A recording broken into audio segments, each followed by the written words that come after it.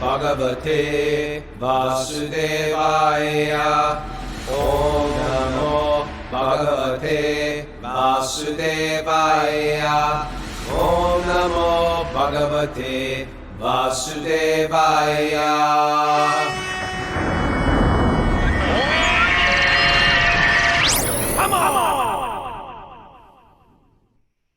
Live from Vermont this morning, this is Wisdom of the Sages, a daily yoga podcast with your host Raghunath and co-host and senior educator at the Bhakti Center, Kaustubha Das. Welcome to the show. Welcome to Wisdom of the Sages. It's a daily yoga podcast. I just said that, but welcome to our morning study of the Srimad Bhagavatam. And you're with me on my family vacation, and we're in Vermont camping out. And Kaustubha, I just hiked a huge mountain. It was like a stairway to heaven yesterday. And I got to, it was straight up Mount, what was it called? Mount Equinox. Mount Equinox. And, that's another way that you can exercise at Equinox. Yes. That's another way to exercise. Equinox is a famous gym in New York City. That's the inside joke. For is it only in New York? I didn't even know that. No, it's all over America, but probably nowhere else. Maybe Japan or Hong Kong? Yeah, actually, I think it is in Hong Kong. I think it might have even started in Hong Kong. Yeah. But anyway, that's what we did yesterday. And then I grilled vegetables. I made the best. I've never grilled before. It's a whole thing. I grilled vegetables. Delicious. Isn't that what fathers are supposed to do? That's go out to my the backyard, my father. Well, you know what happened? We grilled, and then I became a vegetarian, and I never grilled, and I became a devotee and learned how to cook like a bhakta, and then I just never grilled again. I just thought grilling is over, and there's a whole beautiful thing of grilling. Okay. And so I'm back. I was like, I wish Mara was here so people could, so she could taste and rate my grilling expertise. Mara, I think you would have been impressed. We're here with Mara, our assistant, and if you'd like to join us live, we have a bunch of people with us on Zoom. I can't see the numbers because I'm doing this on my iPhone today, but if you'd like to join us live on Zoom, Kaustubha, I was saying before the show that I feel like I have a personal relationship with everybody on Zoom. We have usually about 100 plus people that watch on Zoom today and thousands more that download the video. We call them the others. But some people who are the others, they listen every day. They listen every day and never miss a day. But because I don't see them, I don't believe them when they write me and say that. all these people, I have a relationship. Well, somebody's out there listening to it, right? I know someone's out there listening to it, but these people, the people on Zoom, you can join the secret Zoom family. All you have to do is get the secret codes. And to unlock those codes, you email Mara at wisdomofthesages108@gmail.com.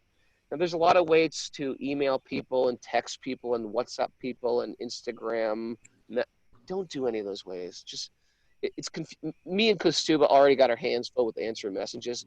Just write wisdomofthesages108@gmail.com. And between me, Mara, and Kaustubha, we sort out who answers what. But when we start getting into Facebook messages and things like that, do you mind that I'm saying this, Kaustubha? Because it is overwhelming, all those messages. That doesn't mean that you shouldn't go there or follow us there, but for better communication. Definitely follow us. Yeah, for better replies at least. Please, check us, follow us on all those things. Like us. Right. I like how they say like us. Please it's like us. Give me validation, please. I want the world, the world suffers, and this is a huge point in Bhakti. The world suffers from a lack of validation, yet we are already validated by Bhagavan, by God, by our higher power. We're already validated, but there has been a disconnect somewhere from creator to creation, and we desperately pleading for validation.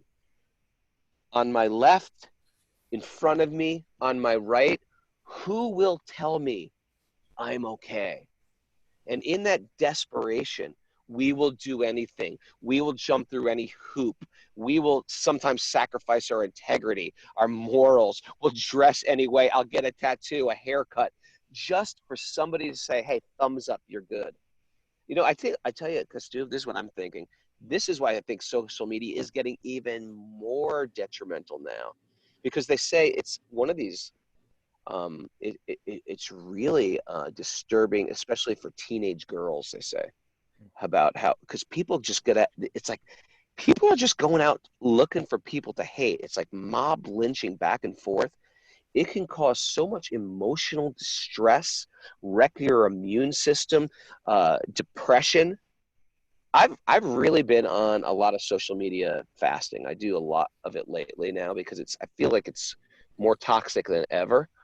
But in desperation for validation from out there, and in return, they might get the opposite of validation. They may get a gang of people hating them.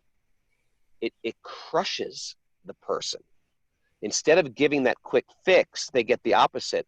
In Bhakti, we say, you don't need validation out there. Matter of fact, you have to be so fixed in what you actually are.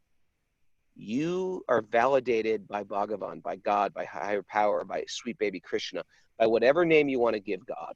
You're already valid. And now you live in this world. You understand your dharma, your duty, your offering, and you give back in this world. And that's how we get our worth, not from a Mara telling me, you're the best, Raghunath. Or, you know, actually, it's good to get the blessings of the devotees. And I do want Mara's blessings and Kaustubha's blessings.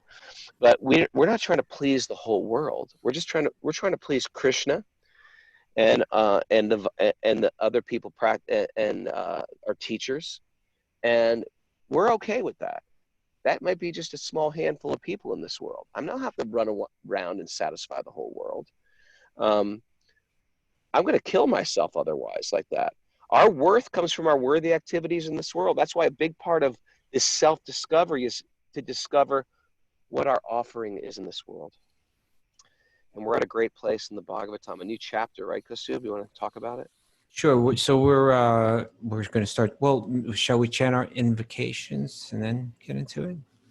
I'll chant the secret ones if that's okay. Yeah, secret, open secret. I like to say it's secret, if you don't mind. Narayanam namaskritya naram chaiva narottamam devim saraswatim vyasam tato jayamudiraye. Before reciting the Srimad Bhagavatam, which is our very means of conquest, one should first offer obeisances to the Supreme Lord, Narayan, unto Narayan Rishi, the supermost human being, unto Mother Saraswati, the goddess of learning, and to Srila Vyasadeva, the author.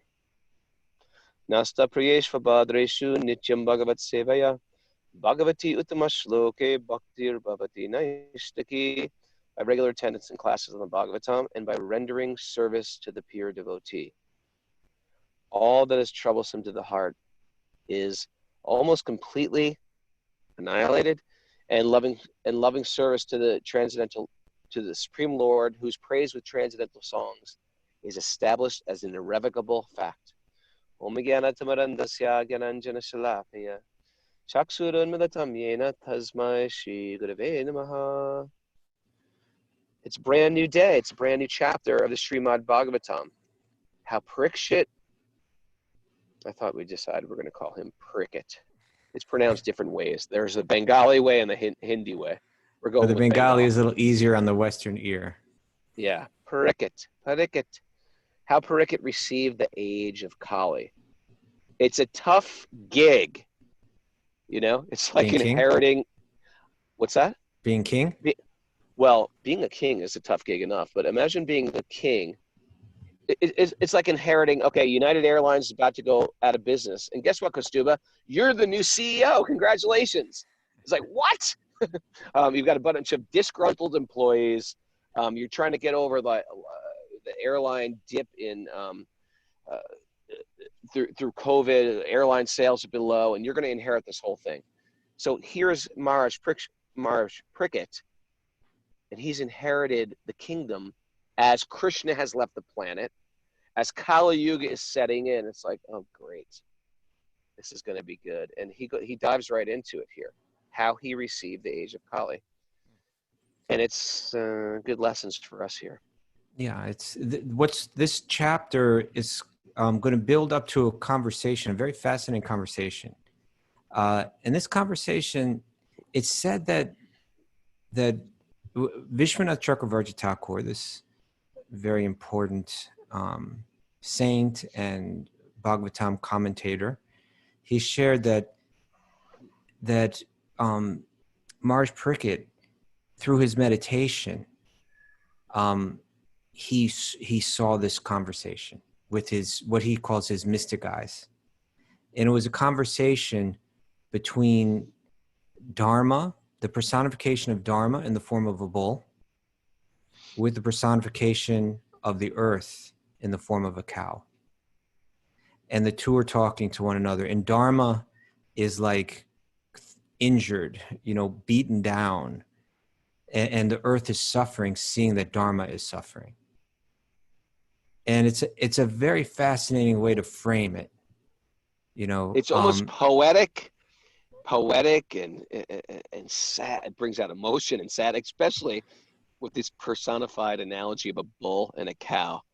Yeah, it's saying that the bull had 3 legs that were cut down and was standing on 1 leg. And then it goes into what each of those 3 legs represents, and the last leg that's barely standing, and how the earth is suffering because we're, in a sense, because our Dharma is so weak, right? And all of this is, it's relevant to the age of Kali. There's going to be a personified figure of the age of Kali that's going to be discussed in this chapter and the next. And then how a ruler, and that personification of Kali is like the unqualified, corrupted leader. And then how Maharaj Pariksit responds to him, becomes the theme here. And it's saying that we need leaders that are deeply rooted in Dharma, that have the pure motivation to protect others, that recognize the need to protect Dharma, to protect the earth, etc. So a lot of this comes out in this chapter, in the next chapter. So it's kind of fascinating stuff. And a side note, Kaustubha, I think newer students with some of the sages should take note of this name, Vishwanath Chakravarti Thakur. And Mara, maybe you could put that up on the chat board. But he's, historically, there are great saints that write commentaries on these sacred texts. The Srimad Bhagavatam, Bhagavad Gita, Yoga Sutras, there's like famous commentators that comment and sort of unpack the verses and make it more digestible. It's not random. And this is what you see a lot in the yoga community. You have a random yoga teacher who's going to just comment, this is what this verse means to me. This is what this verse means. You can't do that. You can't just randomly say what this means to you. It has to be learned from previous masters' commentary. And that's the power of this parampara, or disciplic succession. If you want the power of the disciplic succession when you speak, Kaustubha is a very powerful speaker. I listen to him. We're all enthralled when Kaustubha speaks. But he'll be the first to say, it's not me. He's just studying the master's commentaries. And then the master's commentaries come out in the contemporary Kaustubha that we can relate to. And so this is the potency of studying from these commentators. And one of the big ones you'll hear again and again is Vishwanath Chakravarti Thakur, or the most recent one that we study is A.C. Bhaktivedanta Swami Prabhupada, who was a commentator. His guru was also a commentator, and it goes back hundreds of years. And the commentators add things for their time, place, and circumstance that sort of like resonate with the people of the time. And truthfully, all of you are probably explaining these stories to some of your friends, or your spouse, or your kids. And you've, in one sense, become commentators. And it's important that you hear these commentators, you hear the commentaries through this disciplic chain, so you can give some factual meaning to your students, or not factual, but accurate meaning to your students as well. Sorry for going off track there. No problem. Vishwanath Chakravarti Thakur was such a, his Bhagavatam commentaries are important. When Srila Prabhupada's writing his commentary, he's reading Vishwanath's, commentary, and Jiva Goswami's commentary, and Srila Bhaktisiddhanta Saraswati Thakur's. He was drawing from all of them in his own presentation, and that's also the mood of the true Bhakti-yogi. When they come, they don't want to try to outdo or disprove the others. They're trying to really understand the others, and then share what needs to be understood in the current context. Right? But he also wrote some of my favorite stories. Vishwanath Chakravarti Thakur.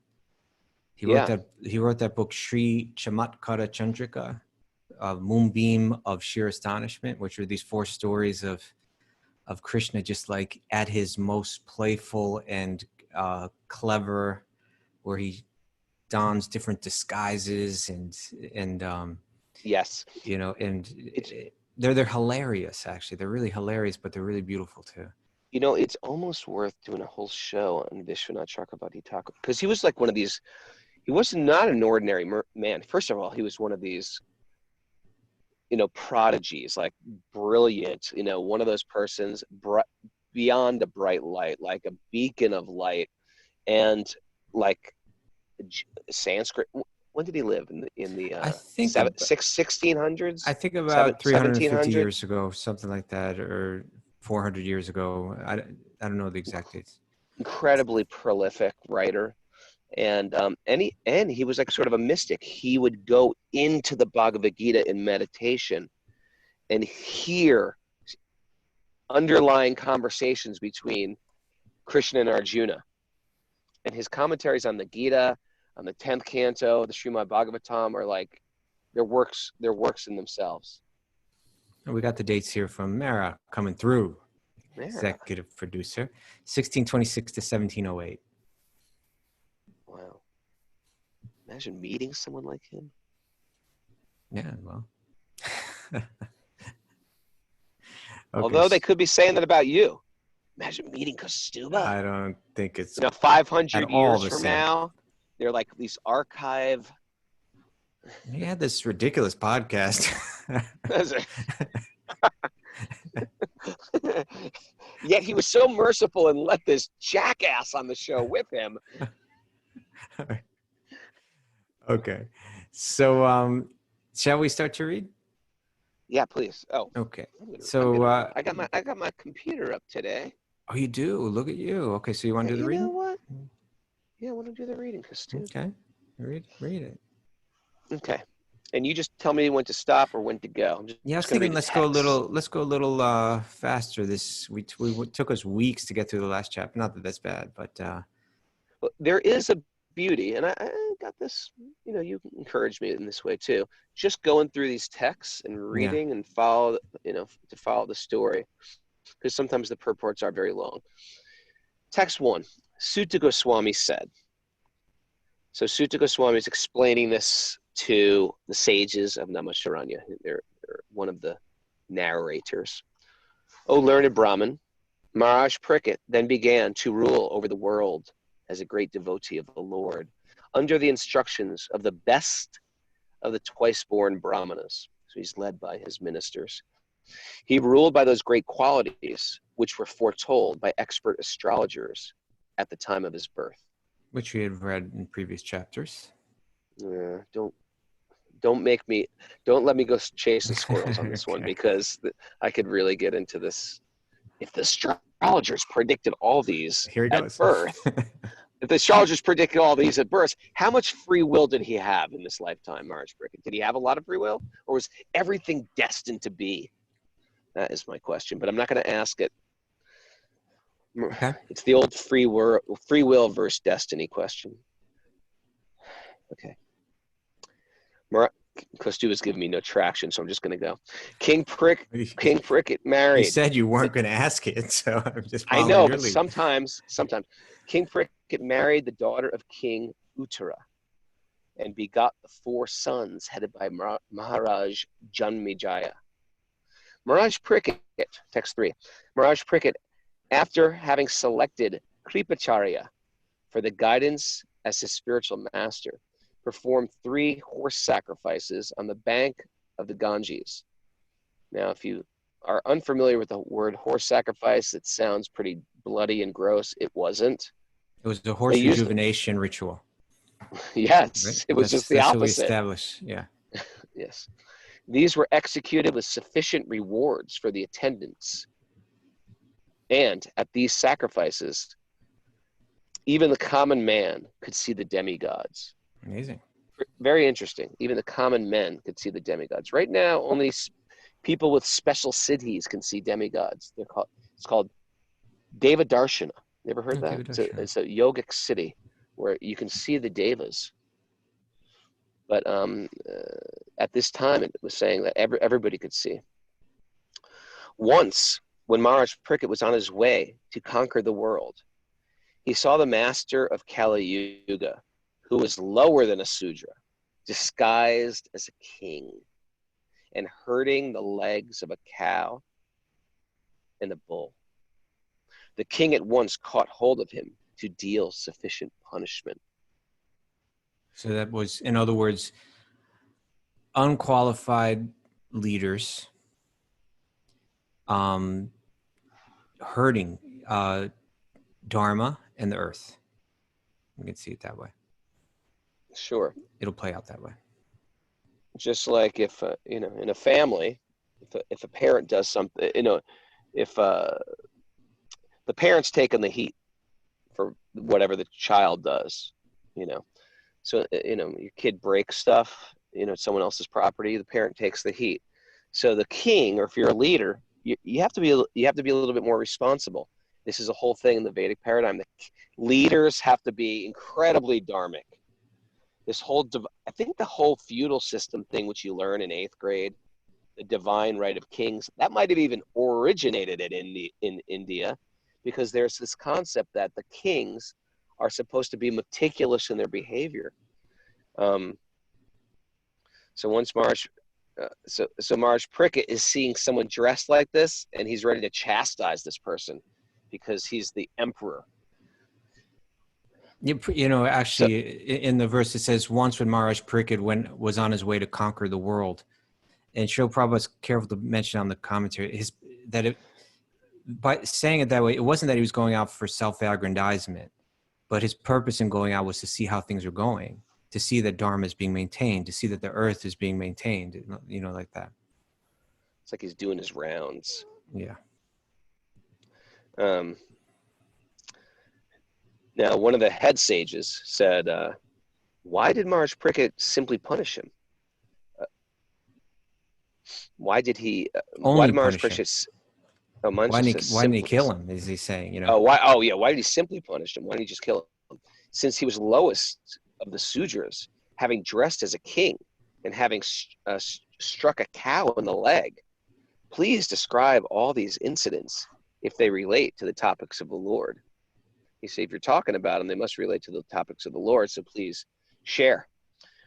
The devotees of the Lord are accustomed to licking up the honey available from the lotus feet of the Lord. What is the use of topics which simply waste one's valuable life? This is my lesson through my last sickness. I got sick last week.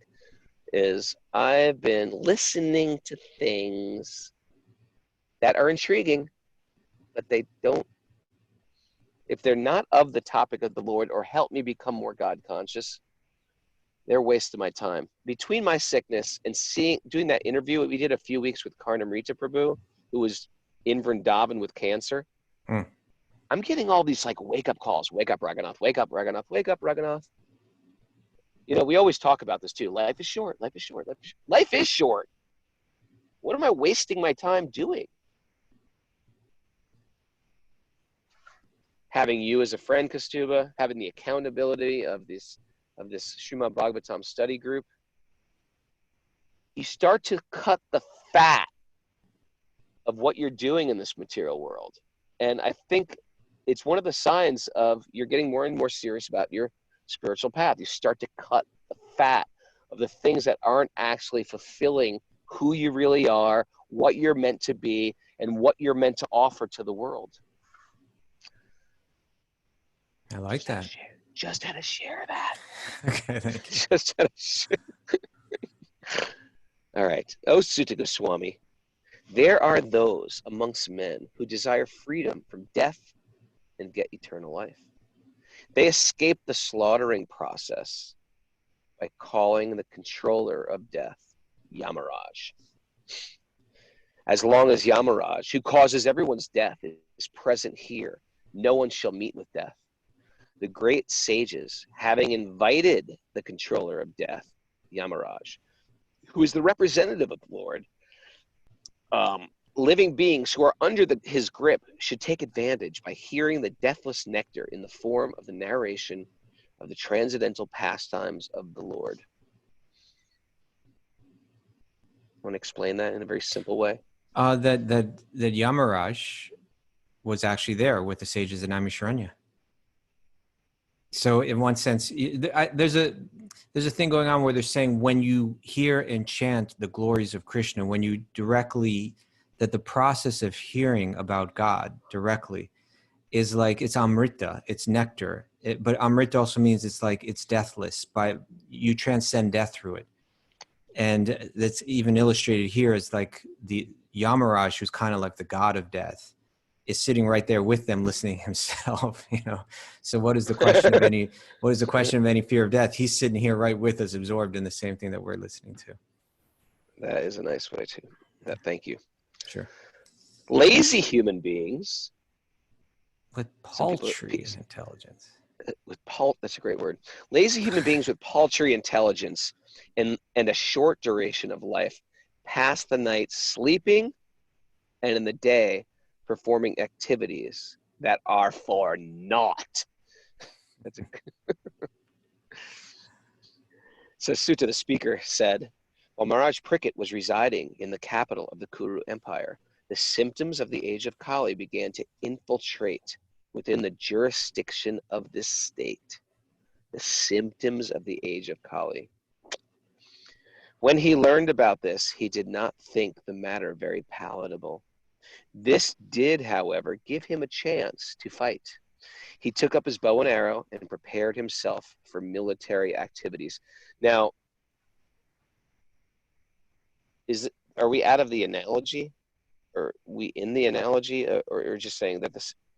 Well, at the very least, we can understand that he recognized that Dharma was on the decline, that the influence of Kali, which we're going to get, is going to be kind of laid out more clearly as we continue to read, but that those really negative influences, influences of injustice, influences of cruelty, et cetera, that they were on the rise.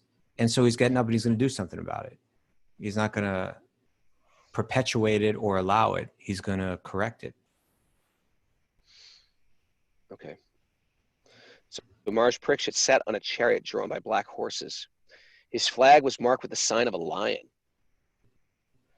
Being so decorated and surrounded by chariots, cavalry, elephants, and infantry soldiers, he left the capital to conquer in all directions. Maharaj Pariksit then conquered all parts of the earthly planet. Bhadra Shrava, Ketumala, Bharata, the northern Kuru, Kimpurusha, etc., and exacted tributes from the respective rulers. Yeah.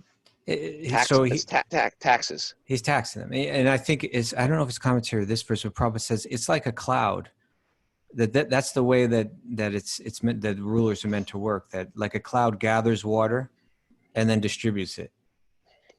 So like the government is actually meant to collect taxes and then but just to profusely distribute it, to see that everyone's cared for.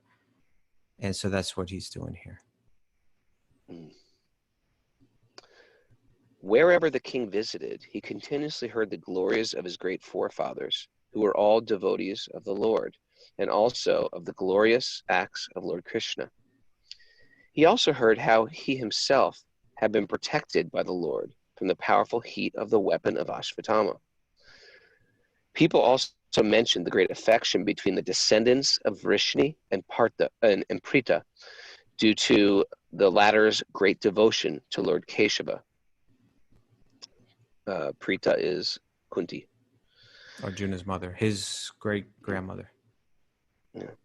The king, being very pleased with the singers of such glories, opened his eyes in great satisfaction. They were singing the glories. They're like bards. Is that what a bard is? Mara, what's a bard? Why do I think Mara will know that? Yeah. You don't know what this is, a bard? I thought it was like a Western. I thought it was a Western thing. I think it's a poet. That's what somebody said on the chat board.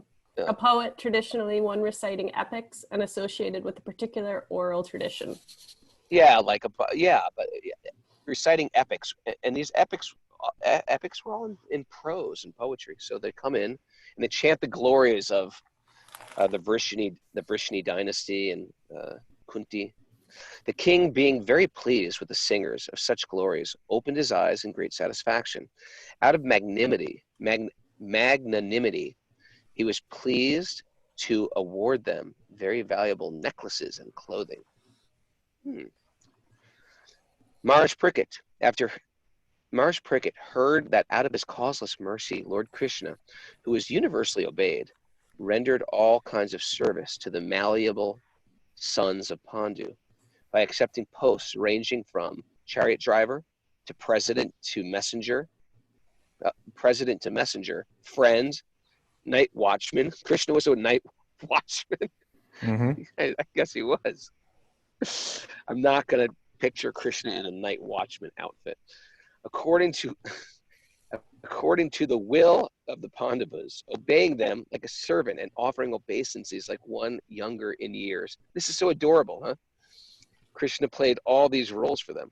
When he heard this, Maharaj Pariksit became overwhelmed with devotion to the lotus feet of the Lord. This is the power of hearing these pastimes. You feel like this Krishna is he will do anything for his bhakta. He's jumping through hoops for his devotee. He'll do anything for them. Well, it's as we discuss sometimes, there's kind of a fear of a personal God. In my opinion, there's an illogical aversion to the conception of a personal God.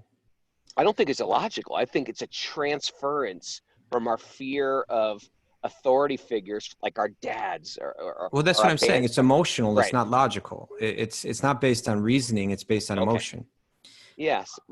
Yes. So when we hear of an authority figure, and especially like we've been taught, it's all over the Bible, the Quran. Do you hear about it in the Vedas so much?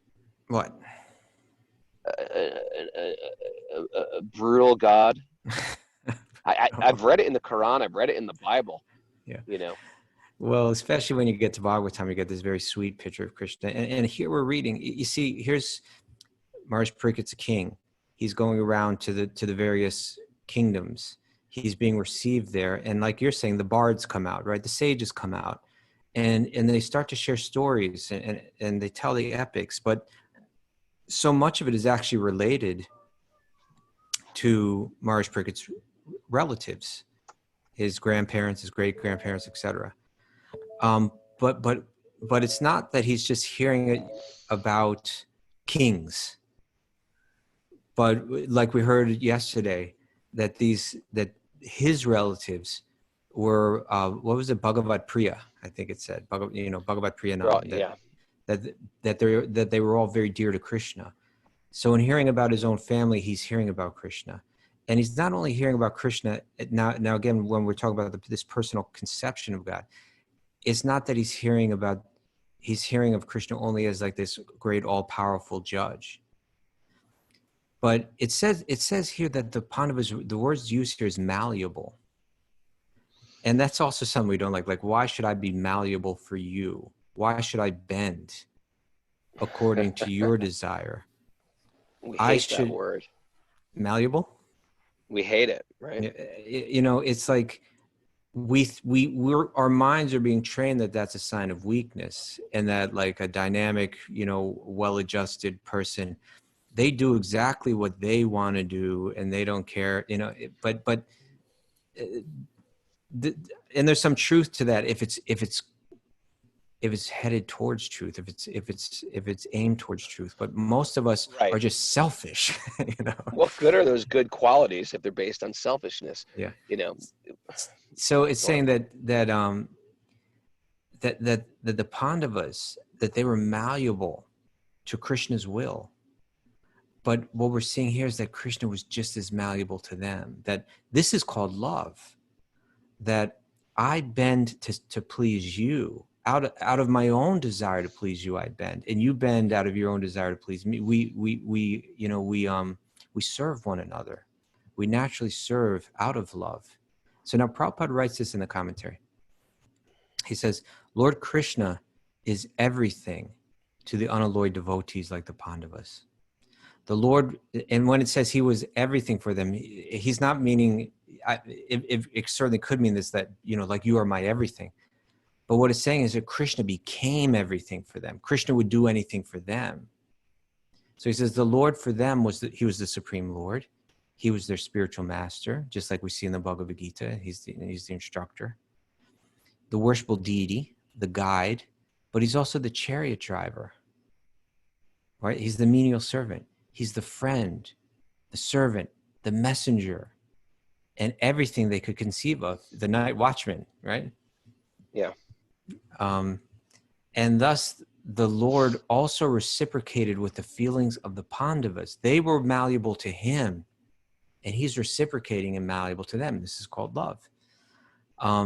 Maharaja Pariksit, as a pure devotee of the Lord, could appreciate the Lord's transcendental reciprocation of feelings with his devotees. He had that sensitivity. He could understand just how special this is, that the Supreme Being, the maintainer of the universes, becomes malleable to the love of his devotee and will do anything for them, will even become their menial servant. Simply by appreciating the dealings of the Lord with his pure devotees. Okay, here's a big sense. Simply by appreciating, and this is why we read Bhagavatam, simply by appreciating the dealings of the Lord with his pure devotees, one can attain salvation. The Lord's dealings with his devotees appear to be ordinary human dealings, but one who knows them in truth. And Prabhupada's alluding to a verse here. You know the verse? One who knows me. Attaining salvation, and then one who knows his dealings in truth. Never have to take birth again in this material world. That Yeah, one? 4:9, right? We'll pull it up. Give me the first word. Give me the first word. What is it? I'm forgetting the first word now. It's terrible. This is like most famous. You're not allowed to. You're not allowed. You're not allowed to quiz me unless you know it. Yeah. Well, I do know it, but I can't think of the first word right now. But maybe Mary can pull up 4:9 for us. Janma karma. Janma karma karma chame divyam. divyam. All right, you got it. Shaktvadeham punar janma naiti mam eti so Arjuna. Translation? One who knows the transcendental nature of my appearance and activities does not, upon leaving the body, take his birth again in this material world, but attains my eternal abode, O Arjuna. Okay, thank you. Oh, thank you. Thank you, Krishna. The Lord's dealings with his devotees appear to be ordinary human dealings, but one who knows them in truth becomes at once eligible to go back to Godhead. The Pandavas were so malleable to the will of the Lord that they could sacrifice any amount of energy for the service of the Lord. And by such unalloyed determination, they could secure the Lord's mercy in any shape they desired. Right? In any shape. In other words, the Lord was just as malleable to their love as they were to his love. It's such a great way to put it. It's sort of like, can I do whatever Krishna wants me to do?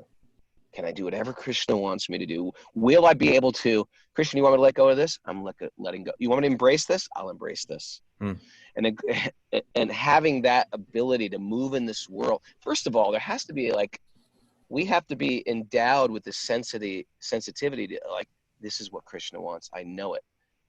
So firmly fixed. And it's like all your spiritual friends are saying, this is what you're meant to do. To be able to just say, this is it. Or ask for advice from a guru or your teachers and say, and they say this, and you're like, oh, this is what I'm supposed to do, and just be ready to drop everything and go that way, to be able to hear what you're supposed to do, and then be able to actually do it. This is like the where we're at in the material world. Can we be malleable for the will of the Lord, or do we have our own plan? Which circumvents divine love, right? So the glory of the devotees, how malleable they are to the will of God through love, and that glory is further demonstrated in how malleable the Lord becomes, taking any shape that they desire, right? They could secure the Lord's mercy in any shape they desire. And you know, it reminds me of this really beautiful verse. You know, there's this pastime, and you know, you and I have discussed, and we'll just throw it out there, but we've been reading every single verse of the Bhagavatam, going through. But we're thinking that when we finish this canto, which isn't too far ahead, right? A few more chapters left, that we also want to dip into some of the other sacred texts on occasion, and then come back to Bhagavatam, go a little back and forth.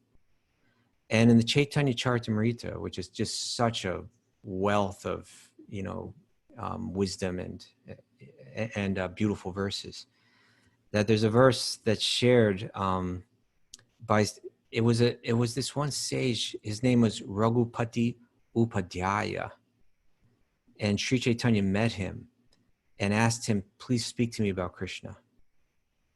And so he quoted a verse that I believe was his own composition. And it would be great if we had Dravida Prabhu here, because I'm sure he could chant it like, you know, like really. like a bard. But this is the verse that says, Shrutem apade, smritem itare, bharatam anye, bhajantu bhava bhati, or bhajantu bhava bitab. Right? Shrutem apade, smritem itare, bharatam anye, bhajantu bhava bitab. Which means, there are those that are afraid of material existence, and they worship the Vedic literature, right? I'm afraid of bad karma. Let me go to the Vedas and understand how to live a dharmic, pious, religious life so that I will not suffer in this world, right? They worship God out of fear. Yeah. They don't steal from the store because they don't want to get arrested. Not because you shouldn't steal things. They just live out of not fear. Because they love the owner of the store. So those who are afraid of material existence, they worship the Vedic literature. Some worship the Smriti, the corollaries of the Vedic literature, and others worship Mahabharata. Okay, so it's like going up levels of depth in their spiritual understanding. So Shrutimapade, the Shrutis, the original four Vedas, some are attracted and worship them. Smritimitade, and then there's the Smriti, you know, those corollaries. Bharatam Anye, and there's also the Mahabharata. But he's interested in Bhagavatam, right? This Raghupati Upadhyaya, where the deepest affectionate love, where that malleable Lord is revealed. That sweet baby Krishna, that Krishna that's ready to bend for his devotee in any way, you know, to please them out of love, is described in detail in the Bhagavatam. So then he says, Aham iha, but as for me, as far as I'm concerned, Nandam Vande, I worship Nanda Maharaj, Krishna's father. Yasyalinde Param Brahma, because the Param Brahma, the supreme Brahman, that divine source, that divine energy that's the source of everything, is Yasyalinde. He's playing, he's crawling like a little baby in the courtyard of Krishna's father, Nanda Maharaj. Right? So, you know, when we're talking about the Lord's mercy takes any shape they desire, because he desired to love the Lord with a fatherly love, the Lord took the shape for him as a vulnerable, beautiful, charming, little boy that can't even walk. Right? He can't even walk. He can't even walk. He can't even feed himself. He takes a form that's perfect, that can perfectly reciprocate with his love, and he appears as a beautiful little child like that, you know, and he's crawling. So he's saying, you know, there are great scholars that worship the Vedas, and there's others that are into, you know, these other Sure. important literatures. But as far as I'm concerned, you know who I worship? You know where my devotional focus is? It's on Nanda Maharaj, because the supreme Brahman, you know, people are reading the Upanishads and trying to, you know, practicing austerities to understand deep spiritual, to gain deep spiritual realization and detachment from the things of this world. And it's a mighty, you know, lifelong, many lifetime long spiritual endeavor with intensity and seriousness. Yeah. But he's saying, you know what? All glories to that. That's fine. But for me, when I say what is most glorious, you know, where does my attention and devotion go? Look at Nanda Maharaj, because although those great yogis and gyanis are you know, are focusing on that other literature with such seriousness, but the Param Brahma that they're trying to attain through all their knowledge and austerities has become this beautiful, has taken the shape of this beautiful little boy, and he's in charge of him, right? He's looking out for him. He's become malleable to his love. So isn't he the most worshipable? Nanda Maharaj. It's an amazing verse, isn't it? That's a beautiful verse. You know, it makes me think of even with our 12-step recovery group, a Bhakti 12-step recovery group. Mm-hmm. You know, people sometimes go into 12-step programs. It's part of their deal with, you know, if they cannot go to prison for doing drugs, they have to check in with some officers to get their card signed at a recovery group or something like that. Sometimes people just do it to get off drugs. And then sometimes as they're getting off drugs, they're like, yeah, this higher power thing is something. But there's no like rhyme or reason to it. They'll put anything as their higher power.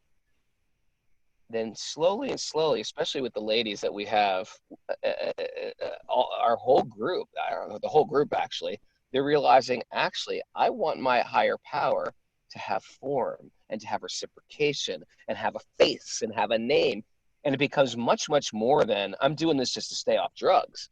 It becomes this whole beautiful love affair. And the object of the love, it's like, who could dream this? Who could dream this stuff up? He's a sweet baby Krishna. Come on.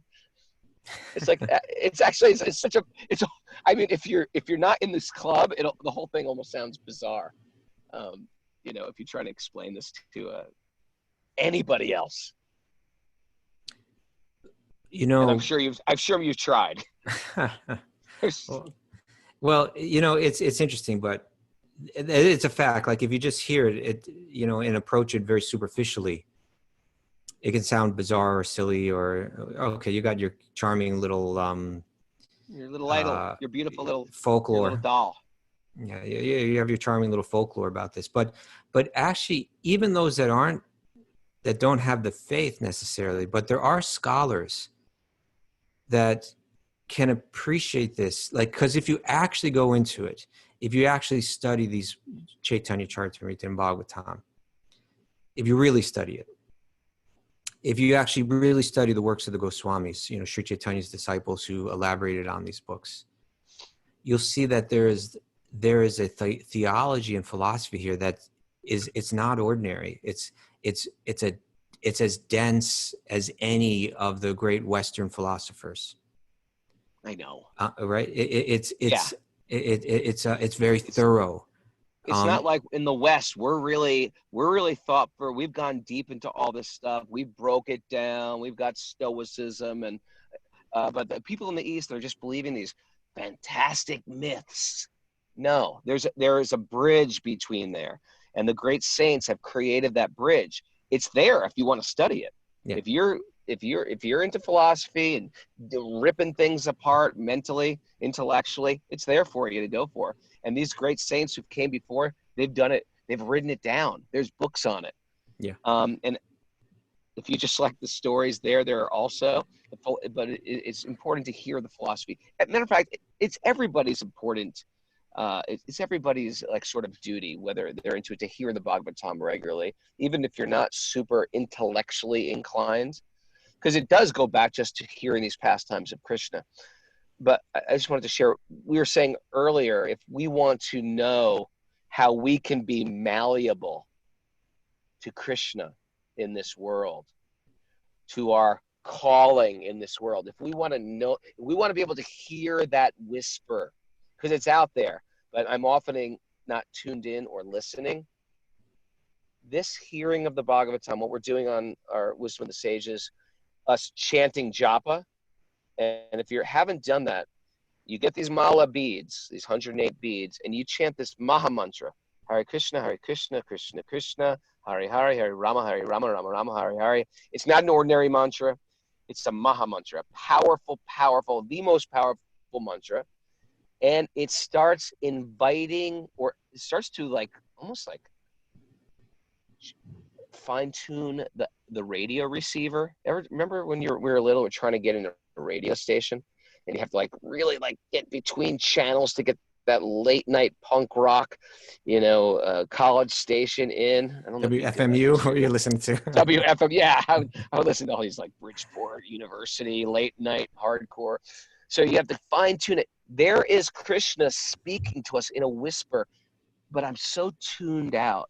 I'm so tuned into my sensual desires and all my choices of the material world. But there is Krishna speaking to us and ready for us to tune in.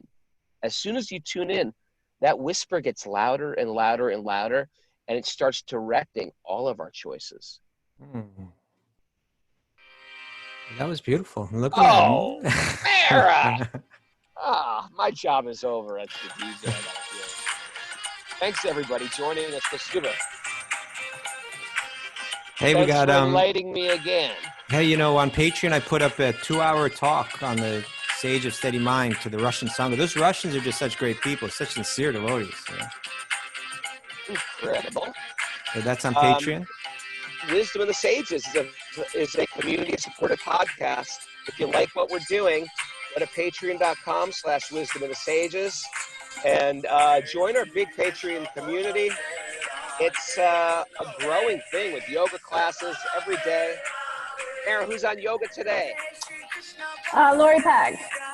Lori Pag. Ooh. Lori Pag. Oh, Lori Pag.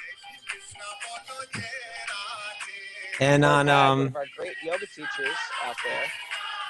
Sunday for our interview, we will have Eddie Stern and Mike D of the Beastie Boys. Mike D from the Beastie Boys. Did we announce that yet? Mike D from the Beastie Yesterday, Boys is going to be on our show. Tell your friends who will never, that's a great one. Tell your friends who would never listen to Wisdom of the Sages that, hey, let's listen to this interview with Mike D. It's going to be sort of spiritual. Let's get our numbers through the roof. Good idea. Let's do that, huh? Anybody you know is on the fringe. Somehow your sound is going weird, Raghunath. You sound like you're underwater. It's okay, just dance. I'm playing it on the DJ.